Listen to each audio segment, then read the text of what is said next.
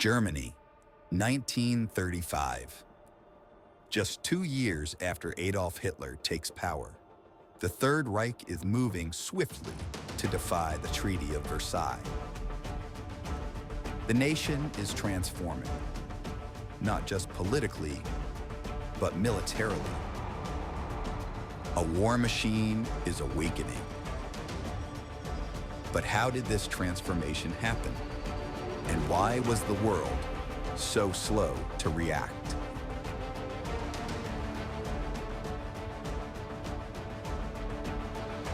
After World War I, the Treaty of Versailles imposed harsh military limitations on Germany.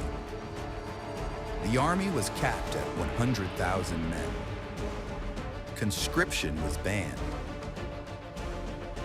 Tanks, aircraft, and submarines were forbidden.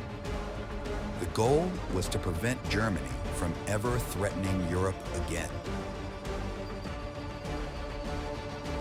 But for many Germans, these terms weren't just punitive, they were humiliating. Veterans returned home to a broken economy, a weakened military, and a national sense of shame. Resentment simmered. Nationalists believed the treaty had emasculated Germany. Among them was Adolf Hitler. From the beginning, Hitler made clear his contempt for the treaty. In Mein Kampf, he promised to restore German strength, rebuild its military, and reclaim its place in the world. Rearmament wasn't just a strategy. It was central to his vision.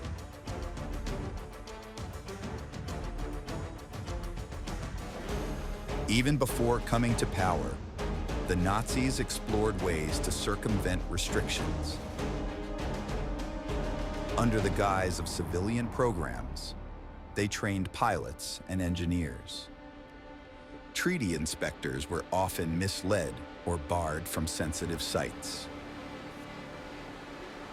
By 1933, the groundwork was in place. Hitler began to openly defy Versailles. Secret factories began producing machine guns and artillery.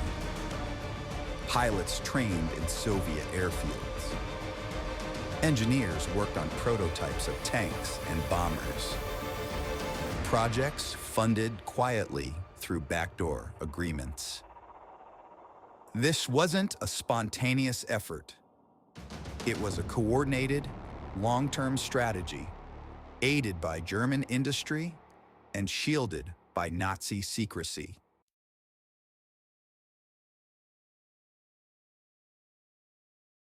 In 1935, Hitler publicly renounced the military terms of the treaty. Conscription was reintroduced. The army, renamed the Wehrmacht, would expand rapidly, and a new branch of the service was unveiled, the Luftwaffe. The public welcomed the changes. After years of economic hardship and national shame, military revival became a source of pride. Hitler's speeches promised jobs, security, and strength. Enrollment in the Nazi Party surged. Propaganda played a critical role.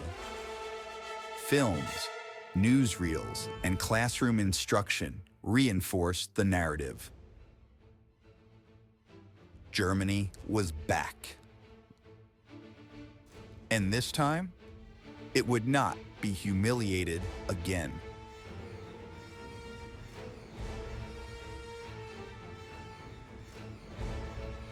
Internationally, the response was tepid.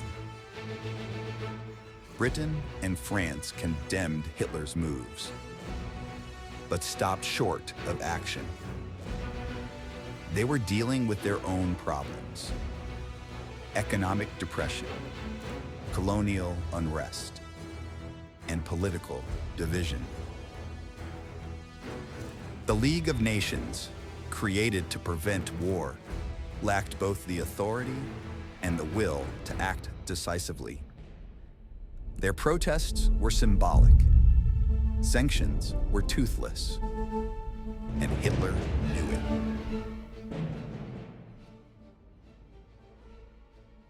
This inaction sent a message, not just to Germany, but to the world. Defiance could go unpunished.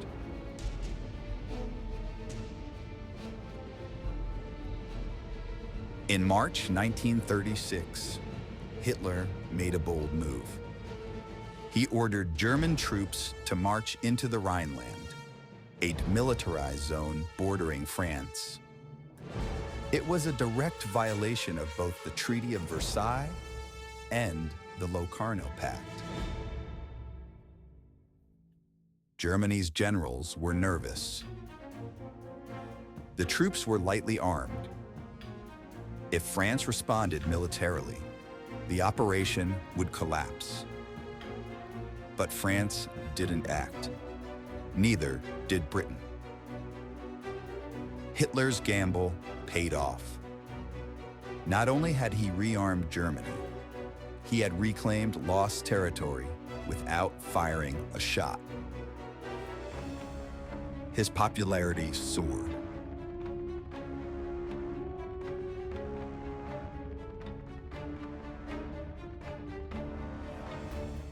Militarization wasn't limited to soldiers and weapons. It spread into every corner of German life. Boys joined the Hitler Youth. Girls trained for motherhood and loyalty to the Reich. The economy was retooled for war production. Germany's transformation was total. In just 3 years, Hitler had defied international law, rebuilt a massive army, and reignited national pride. But this was only the beginning. By 1936, Germany was no longer a disarmed nation humbled by defeat. It was a resurgent power, preparing for conquest. The warning signs were clear, but the world, still haunted by the last war, chose to look away. Spain, 1936. A nation divided by class, ideology, and ambition. What begins as a domestic political crisis soon escalates into a brutal civil war.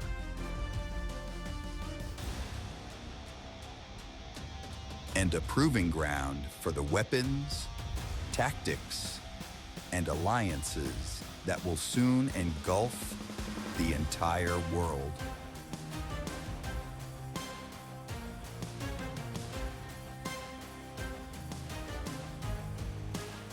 For years, Spain simmered with unrest. Monarchists, conservatives, socialists, anarchists, and communists vied for power. In 1931, King Alfonso XIII abdicated, and the Second Spanish Republic was born. A fragile democracy beset by violent divisions. It was easy for the world to look away from Spain. The Great War was still a deep wound. Fascism was rising, but not yet understood. Democracy was fragile everywhere. But what happened in Spain would become a warning.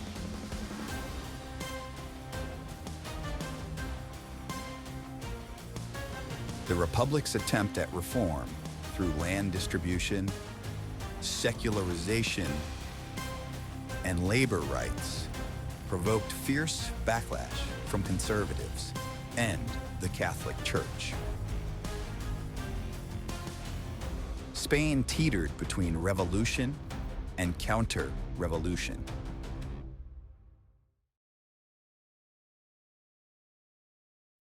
On July 17, 1936, a group of military officers, led in part by General Francisco Franco, launched a coup against the Republican government. The coup failed to capture the entire country. Spain was fractured. On one side, the nationalists, including royalists, conservatives, and fascists. The other side, the Republicans, a loose coalition of leftists, workers, and regional separatists. The stage was set for a bloody 3-year conflict. But the Spanish Civil War would soon become more than a local struggle. It would draw in foreign powers, each testing their weapons, ideologies, and ambitions.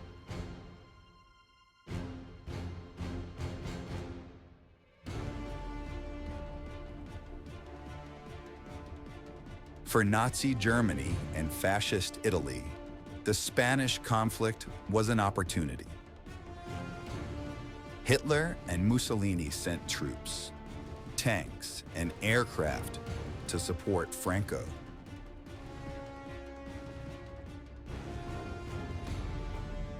It was a chance to test new war machines and perfect strategies, like terror bombing.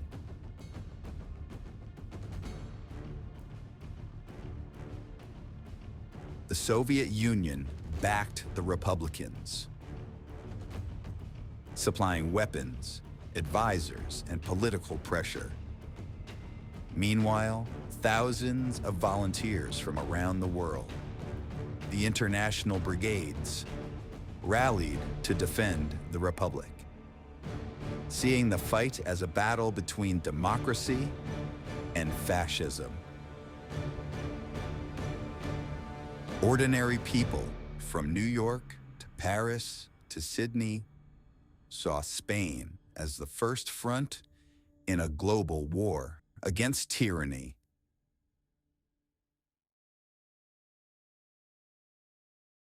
The Spanish Civil War became a laboratory for modern warfare.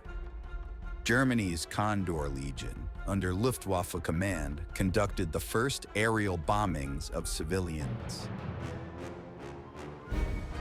most infamously at Guernica. The devastation shocked the world. But it also sent a clear message. In the wars to come, civilians would be targets. New tactics, close coordination between tanks, planes, and infantry were tested and refined. Techniques perfected in Spain would soon be unleashed across Europe.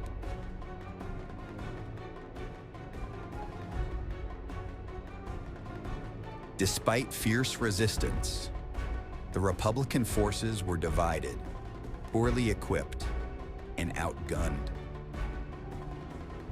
By early 1939, Madrid fell. The Republic collapsed.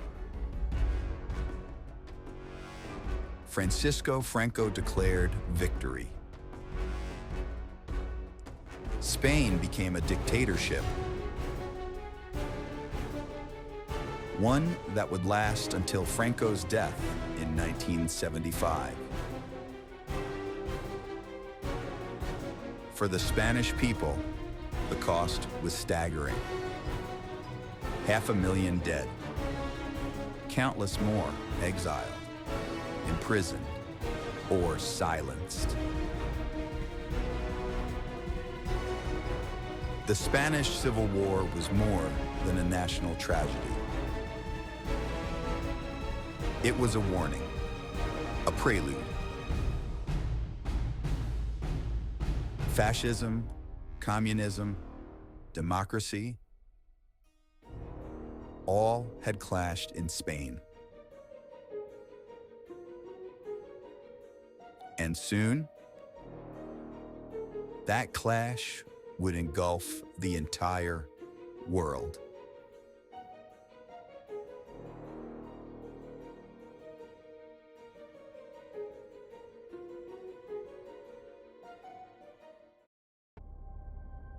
In the heart of Europe, a nation was about to vanish. Not through war, but through threat, pressure, and a carefully orchestrated show of power.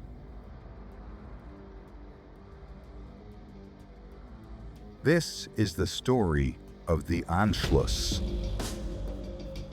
the annexation of Austria by Nazi Germany.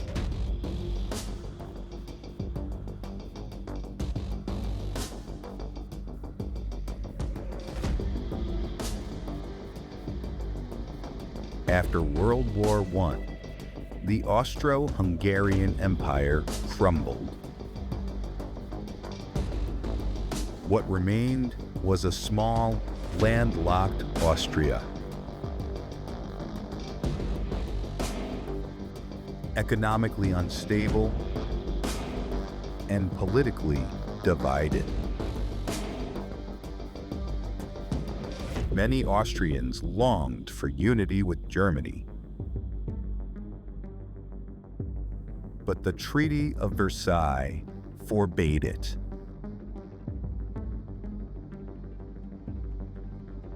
The 1920s and 30s brought economic depression and political chaos.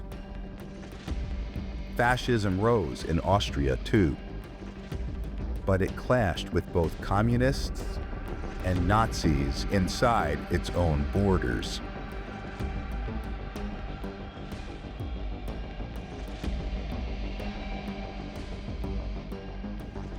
Adolf Hitler was born in Austria.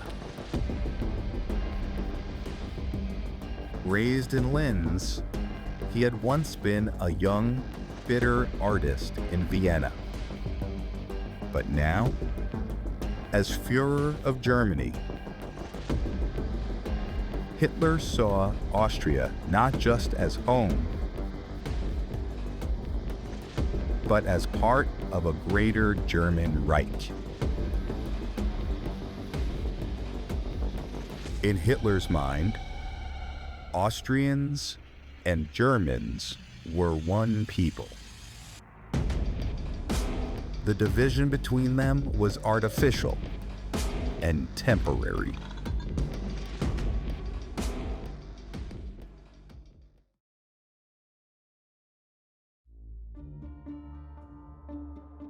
By 1938, Hitler was ready to act.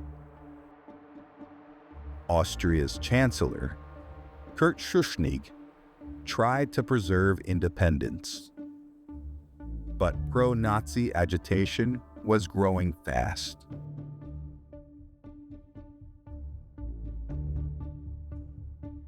Hitler summoned Schuschnigg to Berghof, his Bavarian mountain retreat, and issued a blunt ultimatum: legalize the Austrian Nazi Party or else.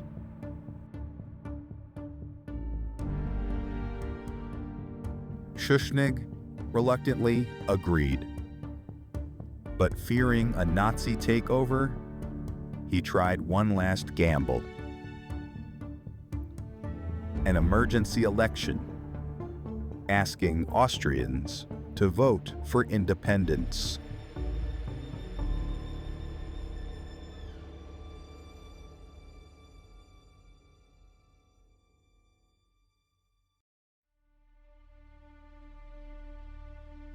Hitler would not wait. On March 11th, 1938, as Nazi pressure intensified, Schuschnigg resigned.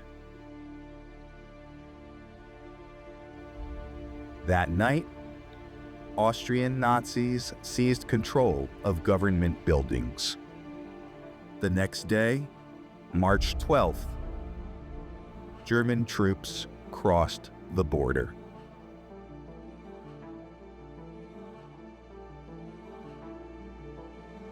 There was no resistance.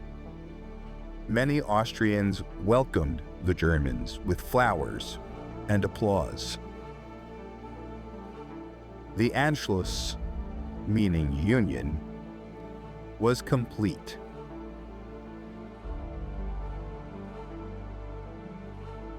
Hitler returned to Linz in triumph. The following day, he stood before the masses in Vienna's Heldenplatz and declared Austria part of the Reich.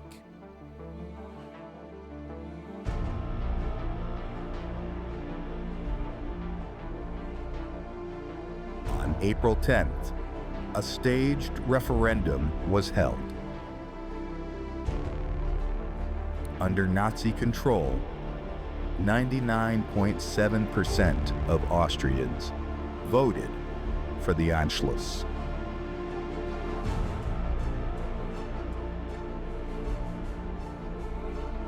But this was not democracy. It was a spectacle, backed by fear and force. Austria's Jewish population was hit first.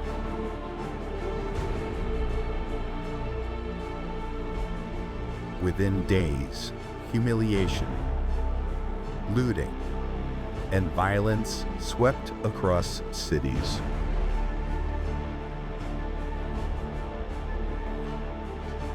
The Anschluss had brought Austria into the Nazi fold. And with it, the full weight of the regime's anti-Semitic policies. The world watched and did nothing. Britain and France, still hoping to avoid another war, did not intervene. Hitler's first major expansion had succeeded without a single shot fired.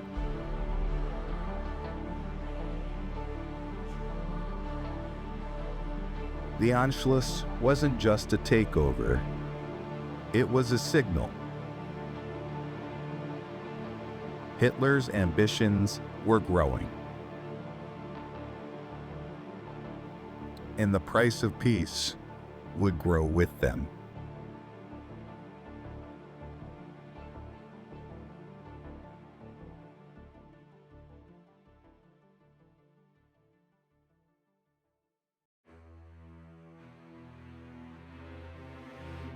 September 1938.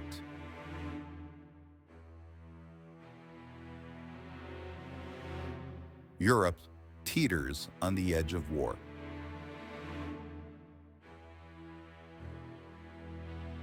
Adolf Hitler has demanded the Sudetenland, a German-speaking region of Czechoslovakia. And the world braces for what comes next.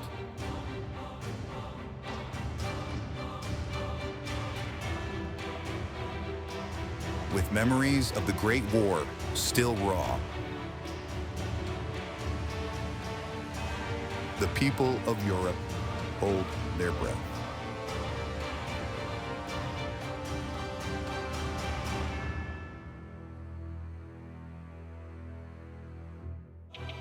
For Hitler, the Sudetenland was more than territory. It was a calculated move to destabilize Europe. He claimed the ethnic Germans living there were being oppressed. But this was a lie. The real motive was expansion.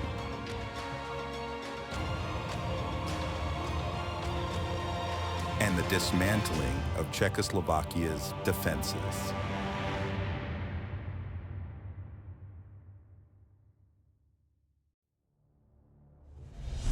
Germany mobilized.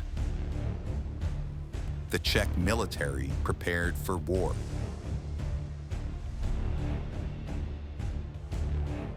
And Europe stood by with horrific anticipation of what was to come.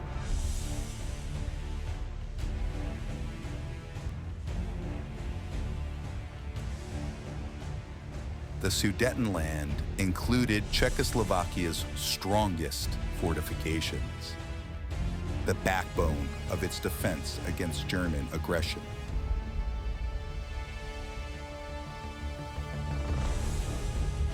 If lost, the rest of the country would be vulnerable.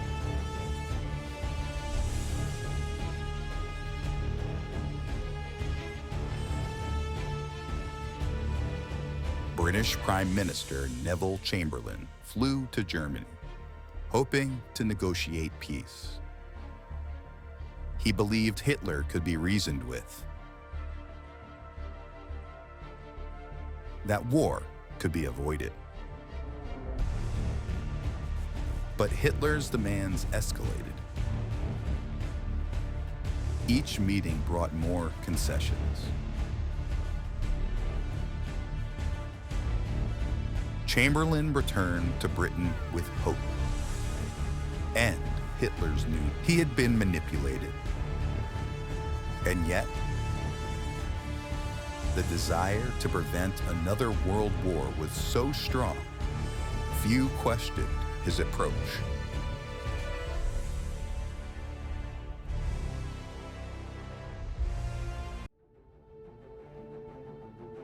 On September 29th, 1938, the leaders of Britain, France, Germany, and Italy met in Munich. Czechoslovakia was not invited. The future of their nation was decided without them. The agreement was clear. Germany would annex the Sudetenland. There would be no war. For now. The Western powers celebrated.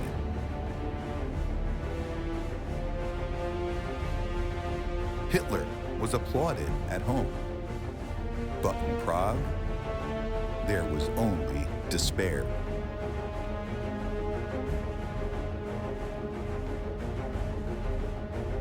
The Munich Conference became the defining act of appeasement, a policy that assumed Hitler's appetite for territory could be quenched.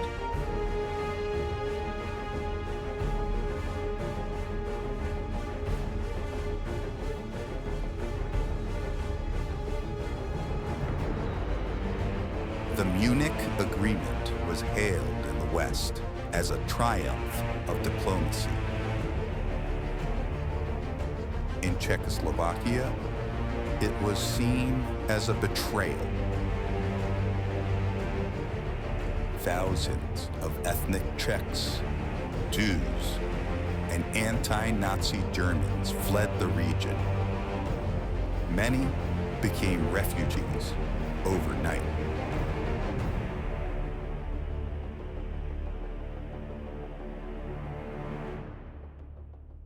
Chamberlain returned to Britain, declaring peace for our time. The world wanted to believe him. Crowds cheered. Headlines proclaimed the crisis averted. But Hitler wasn't done. In March 1939, he violated the Munich Agreement, occupying the rest of Czechoslovakia. Appeasement had failed.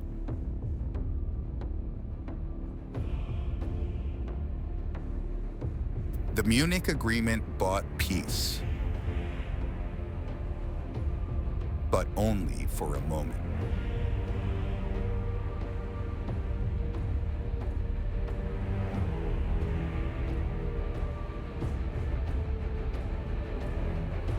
It emboldened Hitler and showed the world that his ambitions would not be contained by negotiation.